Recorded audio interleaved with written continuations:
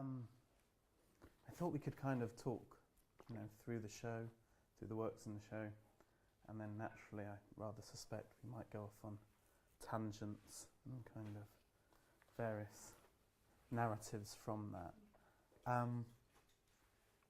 But that work is, gives us a good kind of starting off point, because it's the thing I always think about your work is it has this sensuality to it, this kind of viscerality to it.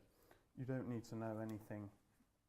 You don't need to be informed in all the kind of myriad references or kind of thinking behind the piece, that work that there's a lot of, and there's kind of all this kind of background and backstories that kind of stem and have roots in the work is just a kind of tip of the iceberg of. But you don't necessarily really need to know that. You can just sit and be kind of mesmerised by obviously a film like that, but also I think kind of the neon works. You can just look at them for neons and see the flicker. You can listen to the sound work on the steps and just listen to it for the sound. And there's no kind of, there doesn't ever feel a hierarchy between those interactions with the work. I suppose on the flip side, that's me as a viewer looking at the work. I suppose what I want to ask you is, you as the artist, how much of your work is the objects in the room or the films on the screen? How much are they kind of the end result of kind of painstaking research, A to B to C, and how much are intuitive kind of things that almost surprise you? I'm suspecting probably a mixture of the two, and that's I've set up a false binary there, but yeah, I was almost sort of rushing to give you a 50-50 split, but I think that would be a kind of an easy lie. It's a cop-out. Come on. I think it's more kind of nuanced than that, mm-hmm. and it's more varied. Mm-hmm. I think there's definitely how you open. There's definitely layers of research and even sort of formal aspects of the work that come into play.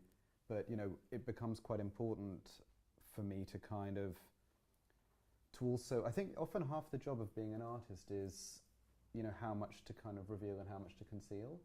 Mm-hmm. I think in that way it's not too different from a stage magician.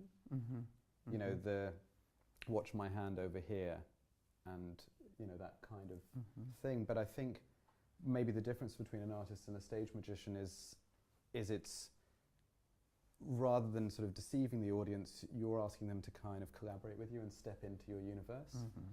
And for me, there's that thing of, yes, there's all the layers, as you said, but I think it becomes very important at a certain point to withdraw the layers and see if the work still stands up. Mm-hmm. And mm-hmm. for me, that's very important, that somebody knowing nothing of the background to the work can still come in and have a very personal reaction or affect. Maybe mm-hmm. affect is the mm-hmm. word. And I think research and intellect alone will never produce affect. Mm-hmm. So for me, it's like a game of chance that I play with myself and with my collaborators, where you're introducing, references, ideas, sometimes very precise histories and narratives, and then sort of concealing them, overturning them, and sometimes just seeing what the hell happens in the process of doing that. So, of course, there's this sort of intuitive thing which is really necessary to break what would otherwise be quite a dry, mm-hmm. practice. Mm-hmm. It's not a practice, a state of materialising an essay, because there'd be nothing duller than that, I can imagine. Exactly. And I think that thing of, where does the work sit is maybe a good mm-hmm. question, because, mm-hmm. I think I always have this probably most artists do. You have a slightly sort of interesting, shall we say, in the full kind of contemporary meaning of the term. You have a very interesting relationship to the idea of the commodification of your work. Mm-hmm. Whereas for me, it's the ghosts of ideas that trail in the object's wake, which is where the work is. Mm-hmm. That's. Mm-hmm. I couldn't think of a more truer description mm-hmm. than that. That actually, it's and people often ask how I work across so many media, and for me it's actually it's those ghosts that I'm chasing or trying to kind of speak to, and for me it's conjuring up those ghosts that kind of allows an audience member to come in and have hopefully a more of a kind of affect-based relationship to the world. Because there's definitely a kind of, I mean, watching that film, you know, I felt, you know, all the things you would feel if you were watching that, you know, as an audience member in that kind of, seeing a live band, felt the kind of excitement and the adrenaline of the kind of, you know, hitting. And I think you can see that in Towards the Possible Film, you know, the kind of visceral scream, which comes as a shock. You know, it's like, and you know, that's one hell of a scream there.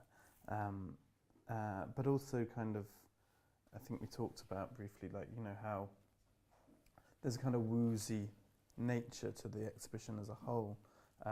Obviously in the film, the way, like, I mean, perhaps you'd like to explain maybe a little bit about the actual kind of formal film technique that has gained that effect, but also kind of in the paintings and the kind of shimmering, there's a kind of dreaminess, a kind of blurring there, and that kind of has a very kind of real kind of, you know, dimension on how we receive it. So I was wondering if that was kind of, you know, that was premeditated, or that was...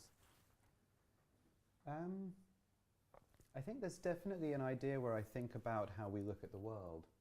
You know, I think that maybe to go back to your earlier point of, you know, after the film finished and you said now everyone's lulled into a hypnotic state, I wonder if I might kind of turn that on its head and say now we're in a non-hypnotic state. You know, I sometimes think that the everyday world, with all its advertising, etc., we are all suffering from mass hypnosis continually.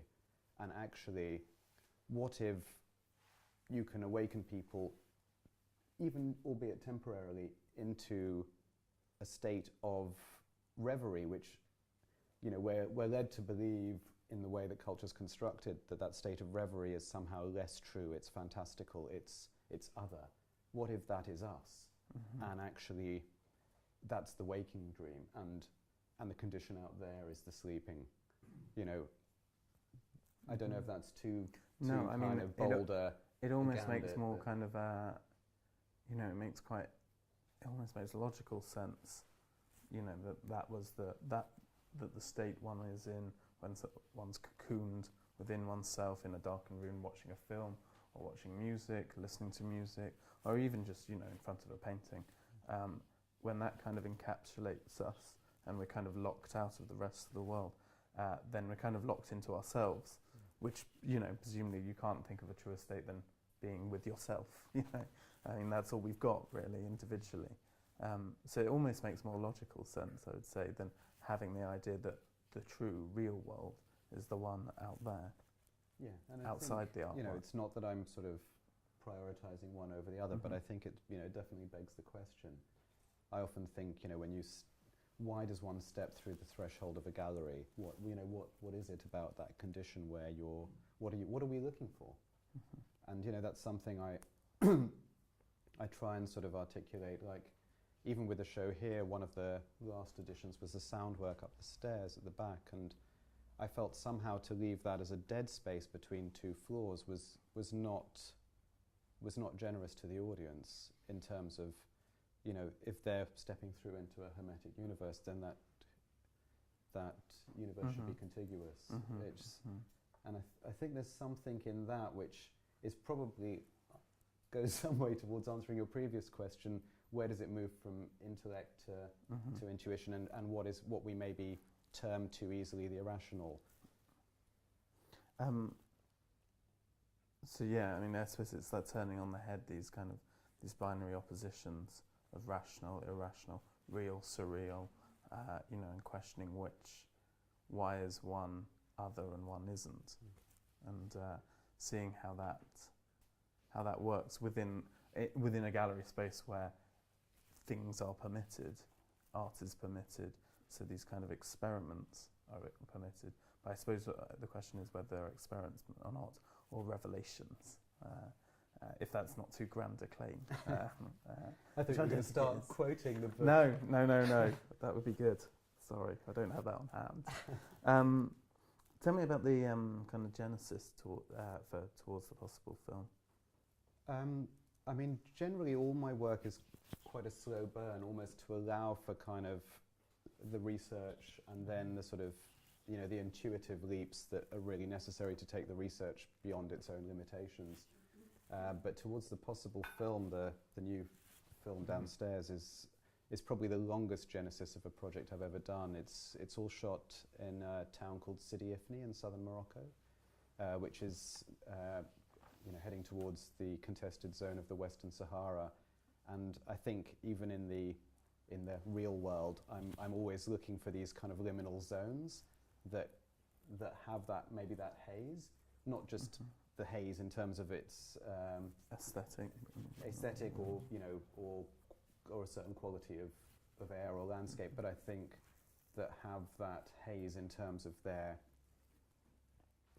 history or their constituency. And, you know, I'd first actually visited that Sidi Ifni 12, maybe going on 13 years ago. And it's one of those ones where, I mean, I suppose I visit lots of places and think I'd like to go back there and make a film, but that was one where it happened, and, you know, very glad of it.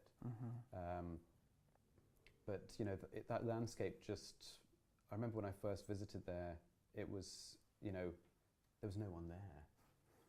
Interestingly, we probably just about filmed it in time, because when we filmed it, there were sort of, you know, Russian tourists kind of stepping in the way of cameras and things like that, and it was just like, oh God, this is going to be over soon, this kind of really empty void of a landscape, you know.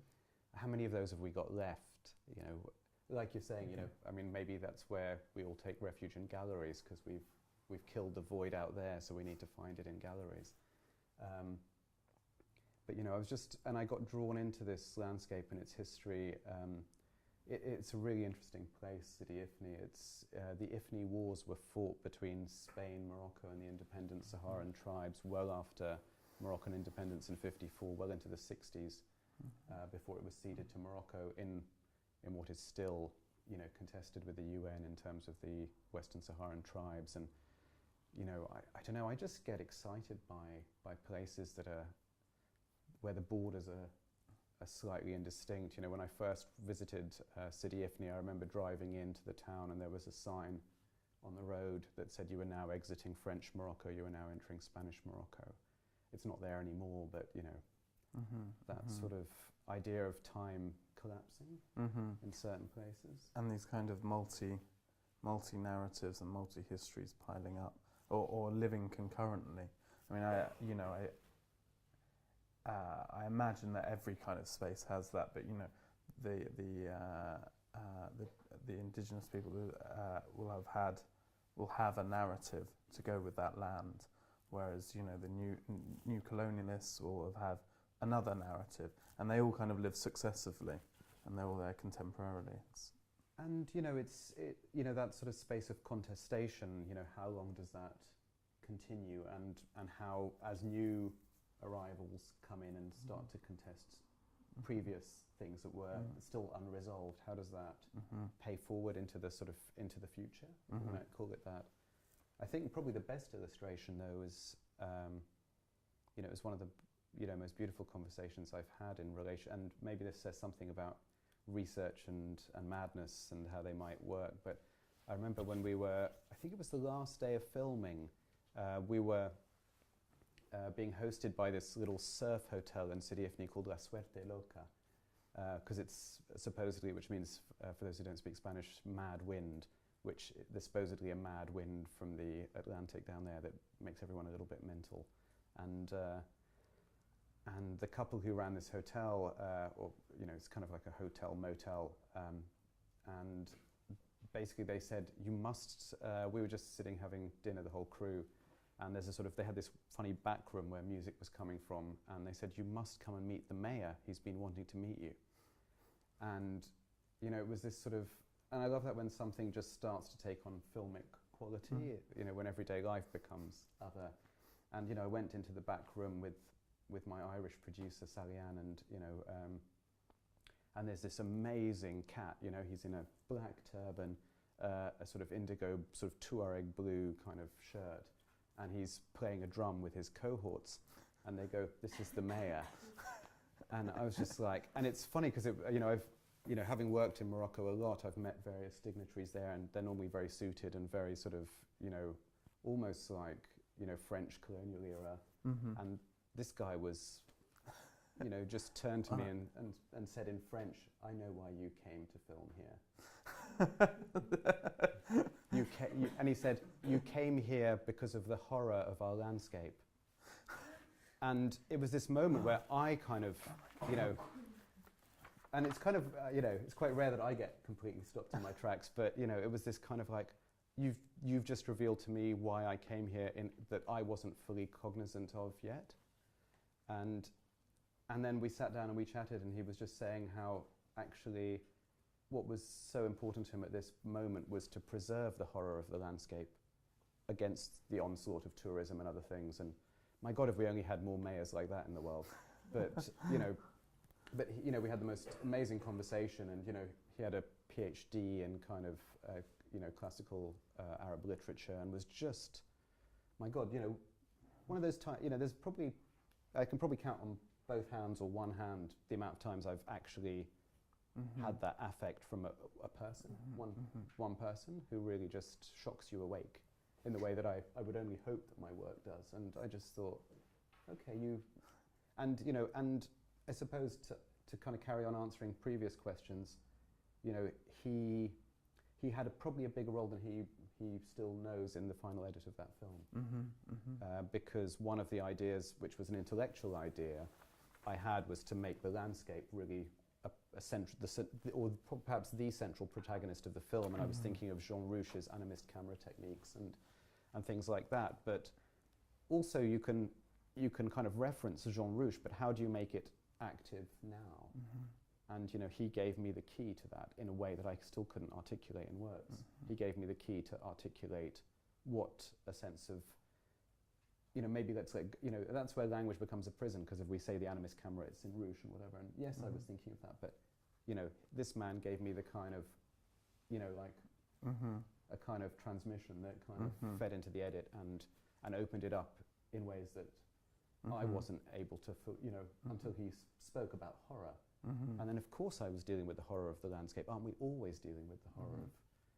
And it's often these ideas. It makes and I could go off into different. Kristeva talking about powers of horror, but why is it we're always frightened of these ideas of horror and death and things like that? I mean, they're really fascinating. They're the key motivators, aren't they? And then I think about how I make the connections between the works, and yes, they can be very beautiful, but there's something beautiful about horror as well. A driving force kind of to death or from death. I don't know which. Yeah, both, and does whatever. it even need to be? Does it even need to, be articulated or inscribed in that way? It's an interesting, because I suppose the idea of horror. Well, first, like the mayor almost gave you an excuse to have this kind of, to locate this film in that landscape. And it's, almost retroactive. You met him on the last day of the filming. But also I was kind of thinking about horror and kind of articulation of horror. Of course, there's no verbal articulation of horror, really, other than the scream, which is there in the film. And I suppose horror is almost like this thing that can't be explained. Or fear is kind of one of those things that can't be explained. That's perhaps why it's so frightening. I think that's the kind of, that just chases its own tail into... I suppose you get into a language of tropes, don't you, that kind of, as one trope is no longer frightening, reinvent successive tropes to reinstill fear. But I think the scream for me was equally one of liberation. I was thinking of it that way. Another great influence on that film is the writing of Pierre Clastre. For people who don't know, Pierre Clastre was, I guess, active in the 70s, quite maverick anthropologist, student of Levi Strauss, but really upset the anthropological establishment for two things he wrote, really, but his sort of supposed magnum opus or masterwork is a book called Society Against the State, and I guess that had an effect on me, a bit like The Mayor, because I mean I'm going to not do it justice, and I suggest if you're interested you go out and read it for yourself, because I think it's awful in these contexts to try and boil something down. But you know, my understanding of Society Against the State is that the book is basically suggests that so-called primitive tribes engage in perpetual warfare, not because they're primitive and ignorant, but as a very sophisticated resistance to the formation of a state apparatus and the bureaucracy that comes with it. And that was like, oh my God, that goes against a whole line of Western Enlightenment rational thinking that, you know, that violence is bad and peace is good. And you're like, oh my God, what if, you know, violence is a mode of resistance? Not in a kind of, not in the way it's been previously expressed by successive countercultures who want to rise up and whatever, but actually as something a very primal, you know, like, no, thank you. And that's it's a natural state, or well, that's how I came to this idea of, like, you know, the sort of supposed indigenous people in that landscape, you know, almost being part of the landscape, but maybe after like the fall of man. You know, in my earlier thinking, I'd thought of them as maybe at the dawn of man, but then I thought, well, you know, maybe at the dawn of man we allowed technology and colonialism, whether it's from, you know, one continent to another or from, you know, other galaxies, and you know, maybe at some point in the future when, you know, we're all a bit fed up of it, the next time the sophisticated advanced race arrives, we just don't even give them a chance to kind of enter into rhetoric. We just kill the fuck out of them, you know. And I think that's, you know, I think that's essentially very humorous, you know. So I think, you know, is that scream one of horror, or is it one of just going, "Way!" you know? And what if you introduce that kind of that you know, that ethical irrationality into the kind of frameworks of kind of a traditional framework of ethics? Yeah. Having irrational ethics. We'll pass out the clubs. That's where this evening's going. I mean, yeah, I suppose kind of the idea of, you know, where I was going with the scream is to talk about language in the film, and language in your work, and kind of it's interesting that, you know, quite a few of your films previously have been silent, and now you, in this work, there's language, but not a language that I would say most people could understand, or the vast majority of your audience will be able to understand. So maybe, how did you come? What was the kind of thinking behind? Maybe you should say what the language is and how you came about. The language is the Berber dialect of Tamazight, and I did something a bit different with this film in that, you know, normally you end up having discussions and symposiums, you know, after you've made a film, and I thought, well, let's turn it on its head and take this one to task before I even shoot a single roll of film. And so we're basically there's this great centre called Dar al Mamoun outside of Marrakesh, and they do visual artist residencies, but I actually went there on they also have a centre for literary translation, and I actually did a residency there, and we invited various kind of novelists, anthropologists, critics and writers to kind of brainstorm. And, you know, the discussion was there was, you know, we, you know, like you do when you're together with very interesting people, you talk all day and all night about everything under the sun. But one of the key things that came out of it was what language the film should be in. And originally I was planning to make the film in various different languages to talk about the Ifni Wars. So I was going to make a different cut of it in Spanish, a different cut of it in French, a different cut of it in Arabic, and then, you know, talking about this idea of time past and time future, Omar Barada, who runs the centre, said, what about Berber? Where does Berber figure in this? And then, you know, we all came around to talking because Morocco, I think about 3 years ago, became the first North African country to make a Berber dialect an official state language. This is after, you know, hundreds of years of repression of the native Berbers by the Arab conquerors or invaders, depending, on how you, again, language is such a tricky beast. But what became really interesting was, and Morocco is seen as very progressive for having done this, although it had to prioritize one of three main Berber dialects in Morocco, which is, still up for debate. But they actually wanted to do it sooner, but it took years for them to debate what the written form of this language should be, because all the three Berber dialects in Morocco have had no written form for hundreds of years. And to be an official state language, you need a written script. And so in these debates, they first discounted the French, or the Latin alphabet, because that was the language of the script of the French colonizers. So that was out. By the same token, they then had to disqualify Arabic. They probably would have got away with Arabic, because actually most of the Berber people actually use Arabic script, either phonetically or otherwise.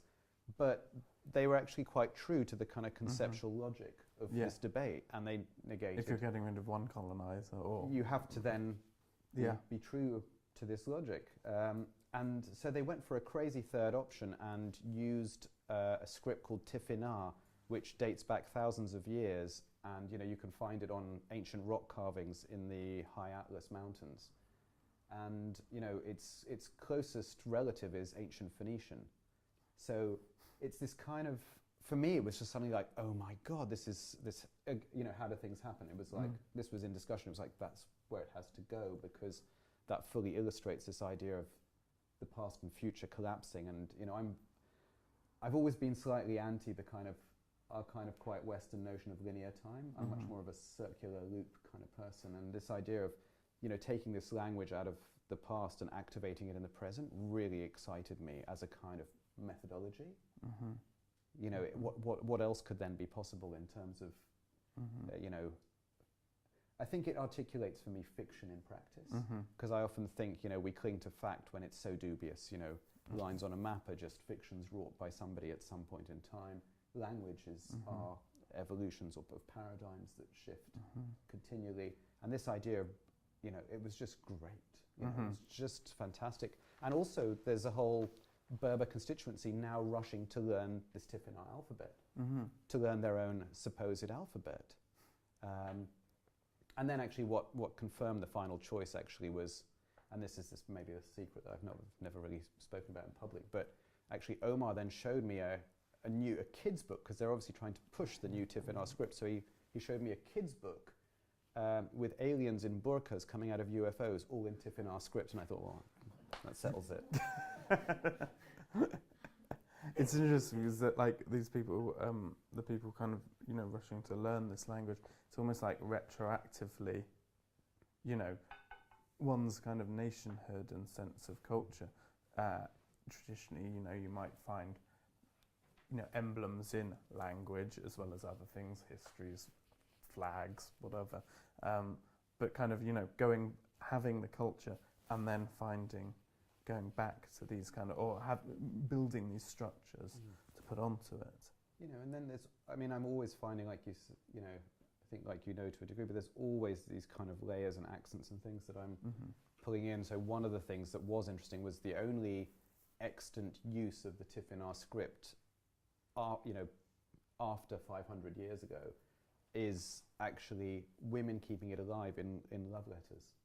So I found some examples of those, and I'd wanted to sort of prioritize the women in this post-apocalyptic landscape as well, so that helped sort of have a narrative to that. I think some depth to that choice, rather than it just being a kind of, okay, this is a proto-feminist choice and this is a post-colonial choice. I really try and avoid falling into those simplistic traps, because I don't feel it does justice to the wider arguments behind them. But if you can find a cogent track to substantiate that and give it a depth, then then I feel, even if it's not explicated, it bears fruit in the final work. Quite a lot of your, it's interesting that I think we both use the word structures, because it seems that a lot of your work is kind of about finding the gaps, or maybe creating gaps, between the structures, finding, whether that structure is a linguistic structure or a visual or historic structure of, and all history is basically fiction written, kind of, we don't know what's in the past, or, even if there is a past, as you pointed out, and try and find those slippages to kind of maybe expose something, or kind of maybe like hint at the fallacy of these kind of things that we have to use to navigate these climbing frames that we use. I think it's to sort of, for me, some of the driving force is to sort of reveal the climbing frames. It's literally that, and language is maybe a good word, not just in what we, might narrowly imagine language to be, but language as a sort of formal or aesthetic, hinge on which we might peg our codes. I think it's just important to understand that those things are not true. They're useful. They're useful structures in that they allow us to navigate certain byways and highways, but actually they have their limits. And I think by playing at those limits, I like to kind of maybe reveal something of the,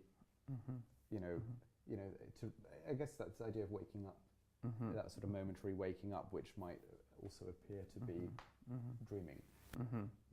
And who would you say the kind of your predecessors in that kind of mission would possibly be? I mean, obviously there's the Dream Machine, so there's a reference to psychedelia, alternative states, kind of the project, if one can term it that, of the 60s and utopic kind of ideas, and science fiction, of course.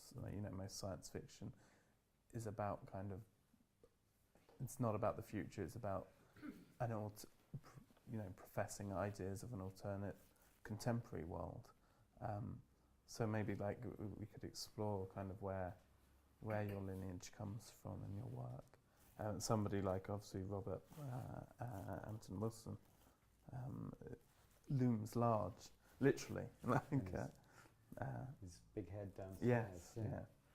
So the chap downstairs in the kind of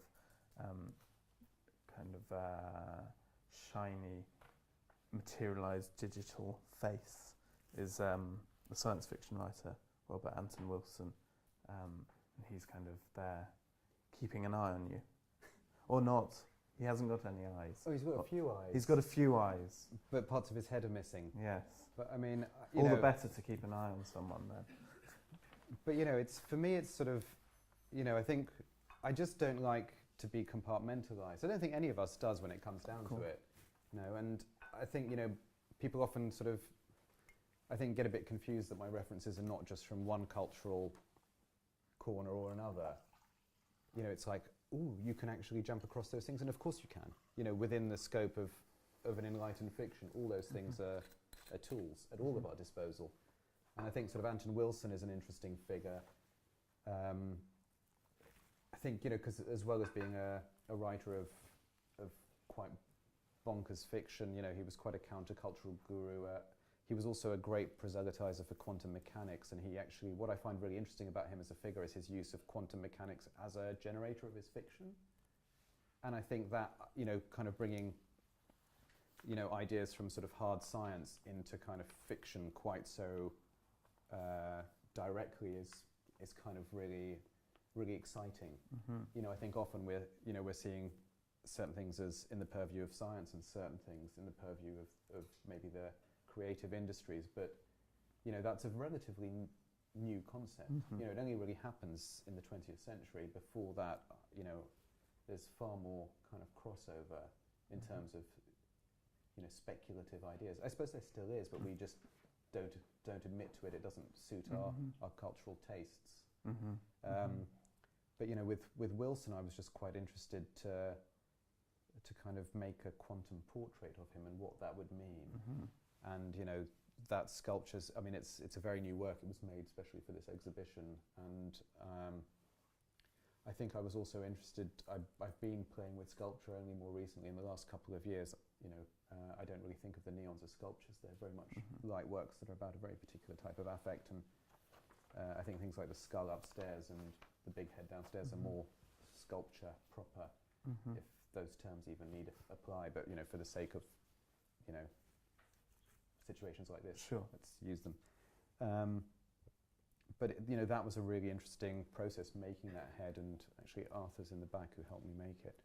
I won't embarrass him by pointing him out, but we did some amazing work thinking about what this quantum head could look like, and tried various. What would we look like in quantum dimensions? And I nearly lost an eye finding out, actually, because we were doing some crazy experiments with pouring molten lead through water, and I wasn't wearing protective anything, and this piece of hot molten lead kind of actually just got me there, and I lost part of an eyebrow rather than an eye. I'm not sure that's a great idea. I think you should wear glasses. Well, I think I think that idea of sacrifice for your art should be back with a vengeance. I think more artists should be dying for their cause. We tried some crazy things, and then actually we were playing with it in this sort of ZBrush, digital modeling software on computer, and what we did was to take images of Robert Anton Wilson at different ages and from different angles, and start to composite them. And in this 3D modeling software, as you stuck one head on, bits of another head would sort of flop off, and it was like, oh my God, the software's doing it for us. It's deconstructing reality, and it was just like, so that's where one of those moments where you've done the research and then you think, oh fuck, this is working, let's just go with it. And what was really amazing is one part of the head sort of sliced off, an eyeball just popped up. And it was just like, what's that? And I turned to Arthur, I think, and said, what's that eyeball doing there? And he was like, oh, I can get rid of it. I was like, no, let's just leave it there for the moment.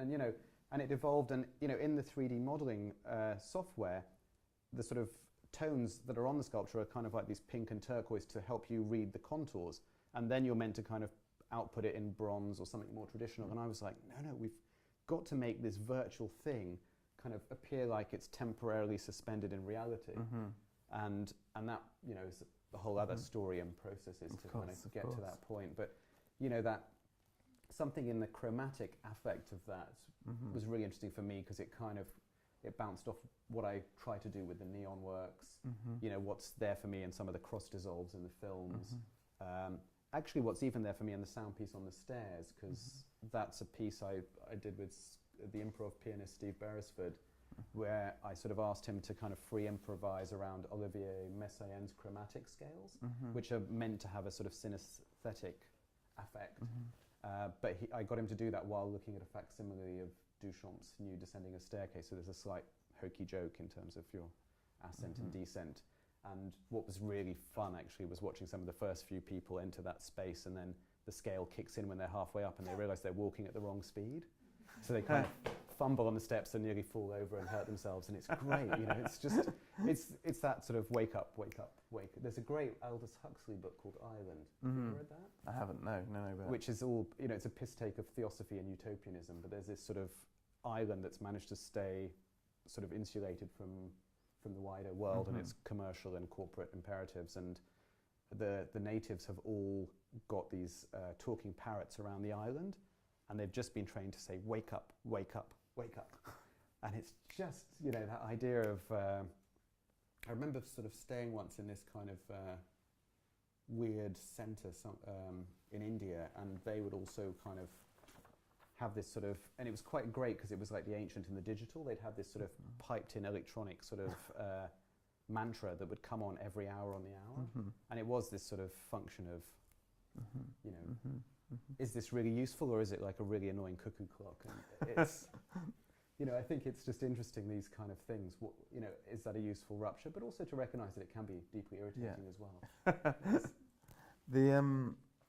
It's funny, you mentioned about like disparate references in your work, and it's kind of notable. You're pulling something from philosophy, religious culture, language, and then kind of popular culture, sci-fi, what have you. magic, it's and art history, of course, like surrealism, surrealist art, and they're all kind of there. And I kind of I'd like to ask you how you think they kind of the references work together. How do you want them to work together? And I'm not speaking on an individual basis, but as a kind of mix. I mean, I kind of think about them as like, it's quite a abstract visual, but as almost like kind of Teutonic plates, and sometimes they bash against each other, or you make them bash against each other, and a volcano happens, and something happens. These kind of things that shouldn't really, if you were writing a book, they wouldn't be there together. They wouldn't be in the same, they're at different ends of the library, but you kind of put them together in a work and see what happens. Yeah, I guess in some ways, it's, I kind of get really quite frustrated with, the more recent academic tendency to compartmentalize. Mm-hmm. I think that's really problematic because it keeps us stupid. It keeps us from, I'm not saying that a specialist in a field can't really reveal something wonderful by going really deep into a subject, but I think you need that view, and you also need to see how different discourses are working, even in disjunction with each other. Mm-hmm. And I think that's, it's there. It's not like I'm proposing anything radical or new. It's there, as you say, in a lot of surrealist work, the kind of combination between, formal modernism, magic. I mean, often if you go further into, particularly Duchamp's practice, you find all sorts of, dark subjects that are sort of, more or less taboo, depending on which expert on Duchamp you want to speak to. But there's a real articulation of art history, but there's also an articulation of magic, of voodoo, of otherness, of otherness both of gender and in terms of a colonial, what was then still a colonial present, at least for part of his life. And I think, we have this more kind of cloying tendency more recently to kind of think that something is not academically or worthy if it's not in its own field.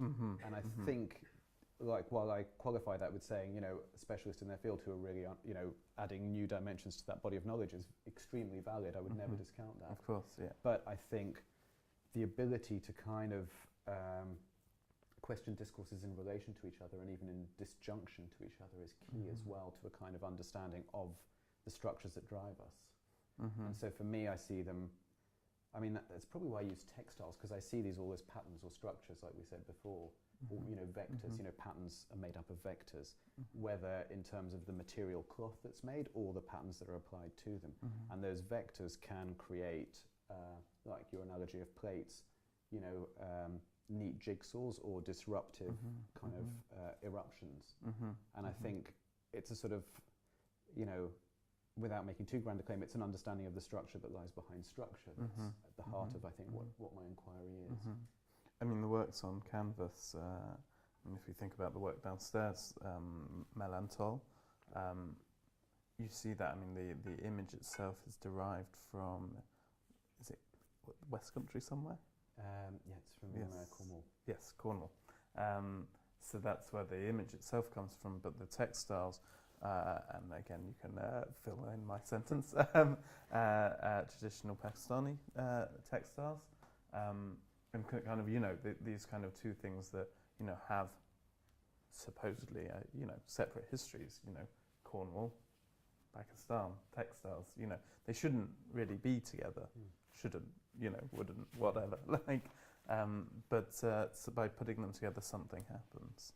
Yeah, and I'd almost question the terms of that shouldn't. Of course, who is addressing that? There's definitely a shouldn't in that. Yeah, exactly, but it's, it begs the question, who is addressing shouldn't and to whom? Yeah.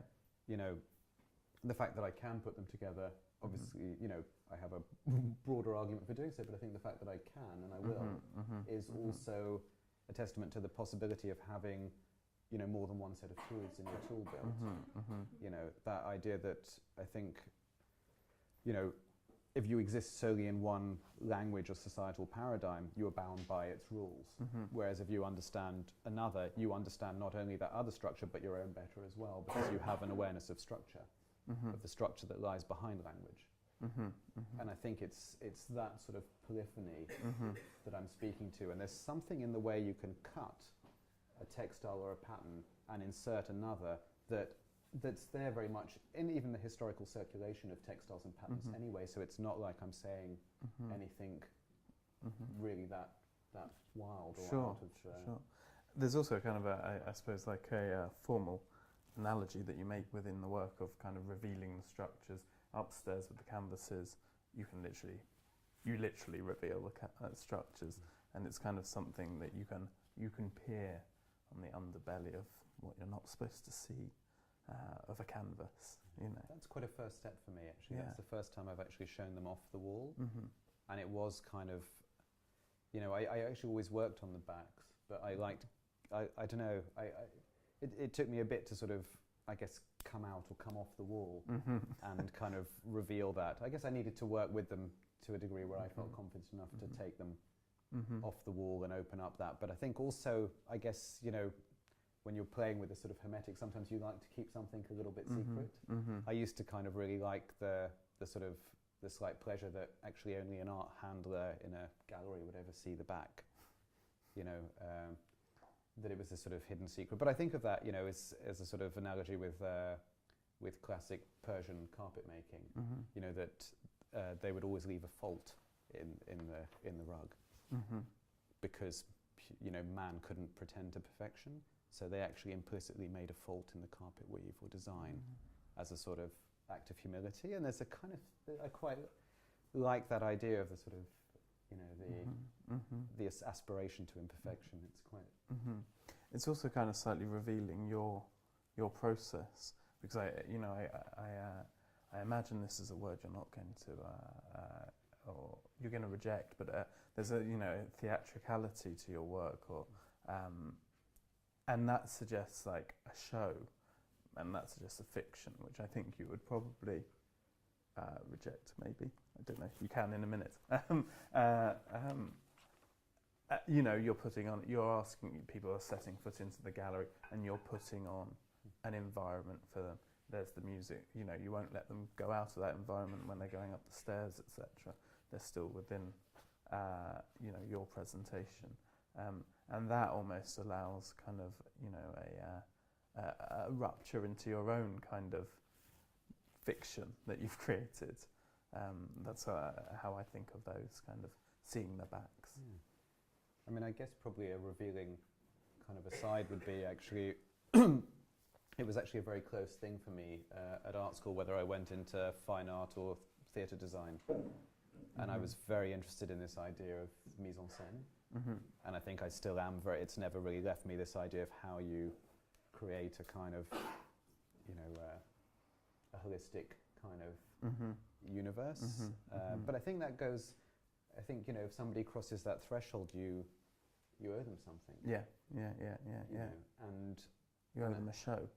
I hope a bit more than that. Yeah, but, of course. You know, Yeah. But there's a show. Yeah. Make of it what you will. But cool. Well, maybe we should let me take some questions and kind of, you know, see where that goes. Is there any questions from you guys?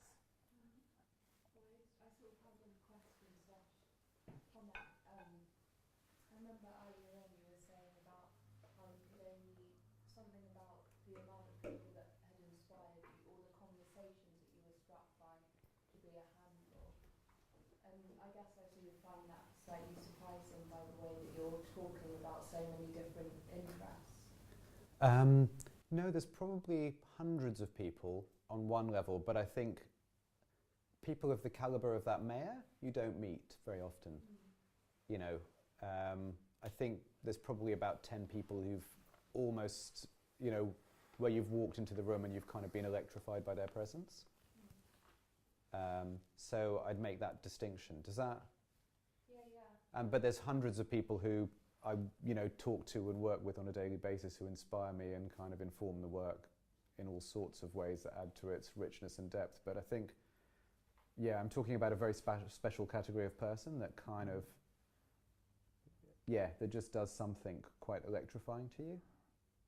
And you know, in a, you know, there's people I talk to for years, and okay, we relate and do things and inform each other, but you know, somebody you've never met before who in one sentence just kind of puts you through a 180 in your whole process is quite wonderful and rare.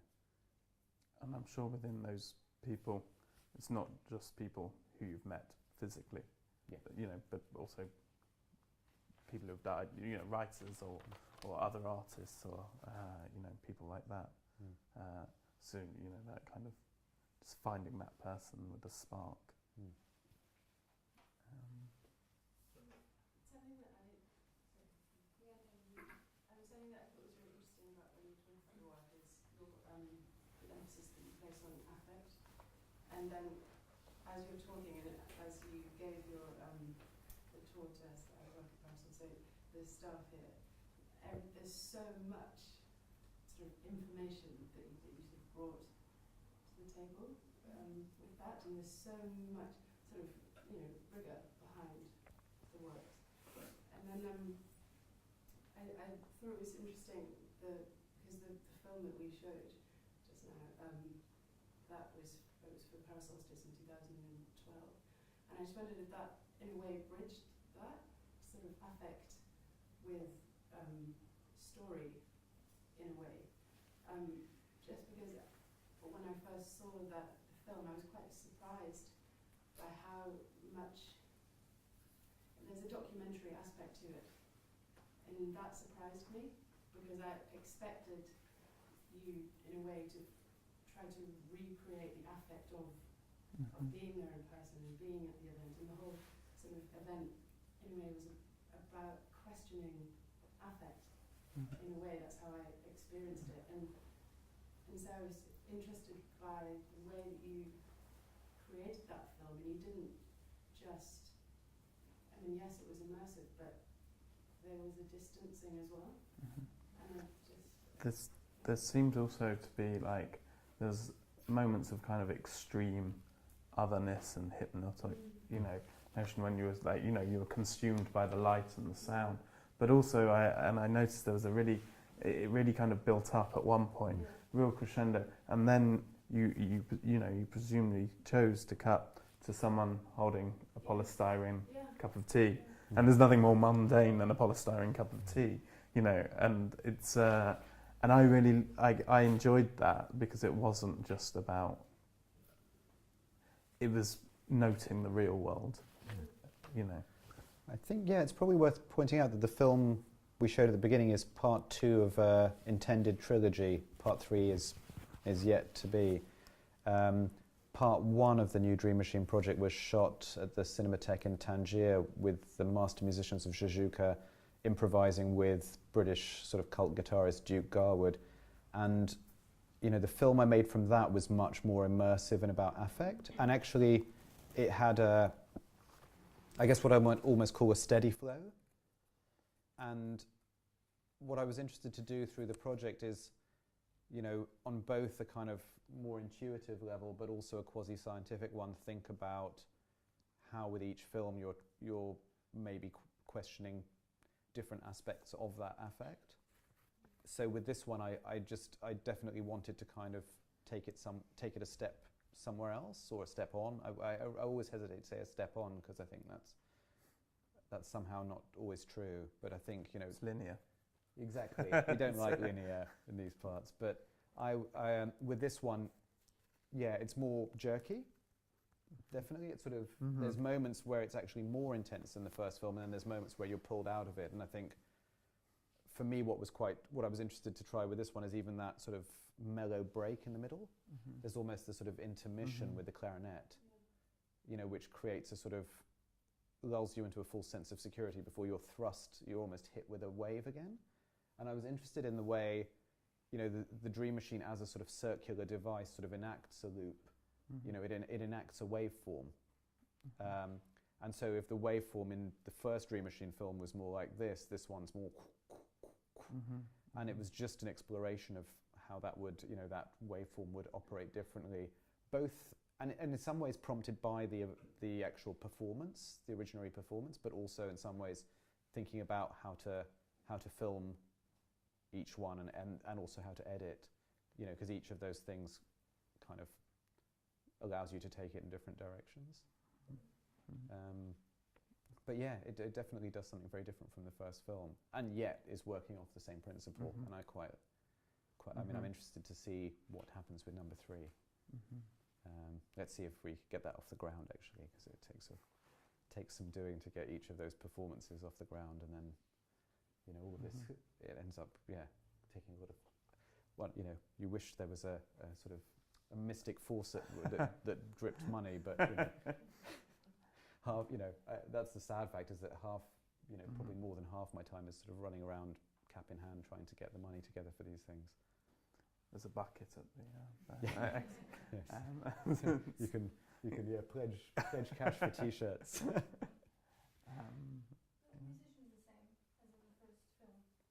No, whereas with the first Dream Machine film, I was sort of interested to take the, you know, Brian Geisen in the beat history back to Tangier, and actually use the master musicians of Jajuka, who'd been the house band in the 60s in Geisen and the Moroccan painter Mohammed Hamri's 1001 Nights Cafe in Tangier. I actually brought them, you know, so it was like live ghosts in a way. I mean, we actually had, I think, of the troupe, there was probably more than half were the original members, whereas some were the sons. And it was also playing on a kind of mythical jam session that happened between Brian Jones of the Rolling Stones and the master musicians in the Reef Mountains in '65, which is why I took the sort of contemporary British cult guitarist Duke Garwood out. And so there was a kind of evocation of spirits, but, you know, through conversations and friendships in Morocco, Ito Barada invited me to host it at the Cinematheque in Tangier, which for me was perfect because of this idea of the looping zoetrope kind of function of the Dream Machine. You know, it's interesting, an object created in the 60s speaks to the early kind of history of cinema, you know, and but also in that sort of mystic, you know, experience speaks to a lot of, you know, other tropes, whether it's Sufism or other kind of heightened states of consciousness. So that one was sort of taking it back to Tangiers. This one was with the Pride band in the garden out the back at Parasol, so it was bringing sort of Beirut and Paris to London and taking it on somewhere else. And then I'd like number 3 to take it somewhere else yet again, both in terms of the makeup of the musicians. Each time as well, I've changed the colours of the lights in the machine, experimenting with what that does. But obviously I say quasi-scientific because if you're changing the musicians and the location, you haven't got an isolated idea of what the change of the light bulbs is doing. That's where I think as an artist you're taking more kind of more sort of free reign with where you take it.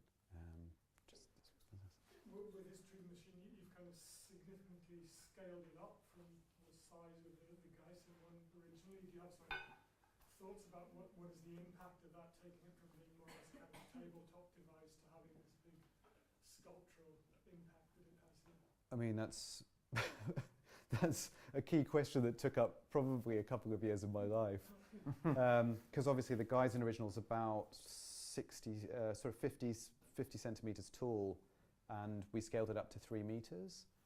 And, you know, I mean, just thinking about the engineering of getting a structure that would revolve at that scale, and then also thinking about the apertures on the cylinder, you know, how big you need to make them. And it wasn't just a simple case of scaling it up to have an affect. And then, but one of the ideas I was keen on doing was thinking about how it could affect a much bigger audience, you know, whereas the original Dream Machine is a tabletop device where, you know, 1 or 2 people could effectively use it at any one time, where I was thinking about something that would, I mean, the first sort of concert in Tangiers was like, well, it ended up being a mad improv concert that went on for more than 3 hours. And so initially I was a bit disappointed because you take it up to that scale and want to affect that many people, it doesn't have the intensity that the original had. But actually, over 3 hours, of course, it, you know, if it had the intensity of the small one for 3 hours, you'd have probably killed people. So it was quite nice that it kind of, you know, it had a mellower more And I generative. suppose there's that communal aspect as well. You become wrapped up in one's own world, but also the awareness that there's other people around you and this is a shared experience. Yeah, and I was really interested in it as a sort of, you know, thinking of it as a sort of proto-cinematic device, even though it comes after, obviously, well, after sort of, you know, the dawn of modern cinema. But for me, it also sort of seems to hark back to kind of, I don't know, I mean, in terms of thinking of part 3, I'm really thinking of sort of Zoroastrianism and sort of, you know, fire temples and Zoroaster's vision in the Bath of Fire, which is about swirling lights. And, you know, one of the thoughts is that, you know, his bath in which he had the vision was full of poppies or something, you know, that sort of added to that religious kind of moment of epiphany. So, you know, let's see where number 3 goes. But, you know, one of the things I'd read a lot of the kind of, there'd been a lot of suggestions since Geisen's day by various sort of artists, writers and scientists of how to increase the affect of the original Dream Machine, one of which was, instead of a single white bulb, to use twin-coloured lights. So that added to my, you know, thinking there. The other one was having 2 cylinders running counterclockwise to each other, which we didn't actually do, but we created an effect similar to that, cheating it a bit because it would have just been engineering-wise too unstable to create that. But, you know, lots of, yeah, we spent a lot of time figuring out, you know, I could probably show you boring, loads of boring notes and plans and things, but yeah, it was quite a thing really to make that happen. And it took years, like with a lot of the sort of bigger projects, to kind of even get that off the ground. You know, I'd been sort of trying to get that to happen for, I think, 4 or 5 years before it did. What, how do you kind of, not the preference, but there must be a different kind of feeling between navigating a project like a film or, you know, this, which is such a logistical, such a kind of, you know, a lot of emails and that, you know, things like that, to something much more kind of like quick and like a painting perhaps, or, you know, like a thing that you could, I'm not saying they're very quick. I'm about to take you to task for calling a painting quick. I don't think a painting's quick, it's just more inward. Or like more immediate, at least to your hand, to Yeah. yourself. I think I need both. Mm-hmm. You know what I mean? I think these processes, or the larger processes of the films, or the projects that are much more out there in the world, are quite backbreaking. Mm-hmm. And I think for me, also, you know, the sort of painting and practice in the studio is a kind of incubator, both for myself to recharge, but also to explore ideas that then feed back into the bigger projects. And I couldn't do one without the other. You know, for me, there's a very much an interplay, even in, say, the paintings, of the juxtaposition of imagery that might help me find the visual language for a film. And actually also often vice versa. So even though I'm often, you know, absolutely shattered after doing one of the films or something, but often something is revealed, whether it's in terms of the landscape in Sidi Ifni or perhaps in the edit, that I try a sort of cross-dissolve of imagery to create something more visceral and primal that makes me think, oh my God, I need to kind of feed that back into the painting. And I kind of often sort of, you know, I've probably barely slept in days, but I'm like actually dying to get back in the studio and you know, and get this out while it still kind of feels like it's... and I suppose that loop that happens in the show for the visitor, yeah, for, you know, me and, you know, these guys, like having that kind of reaction, being led in slowly, kind of led into the film by you know, the environment that leads up to it with the paintings and the neons. The cultural references that semi-collide, to what extent do you use these references from different cultures and fields as an analogy for the primitive tribes that clash to avoid creating governance? How do you use these semi-clashing cultural references as an anarchy against the governance of culture? I mean, it's a good question. I think it's, you know, there is a degree of that, but I think maybe above and beyond that, there's a sort of, there's also a freeing up of the image. I often very much think of how the image functions in culture. I think, I don't know, I could probably get into a whole bunch of, subjects which probably take us well out of the purview of this talk right now, but, even in terms of, I'll do it anyway, fuck it, but, even in terms of governance in the web, I think there's something in terms of a kind of pernicious attempt to control the flow of the image. And I think there's something incredibly liberating, which maybe goes towards answering some of your question in terms of, I think actually, and also I think audiences are really damn sophisticated today, where given our daily need to resist all the information being, pushed our way, we have to become very expert semioticians.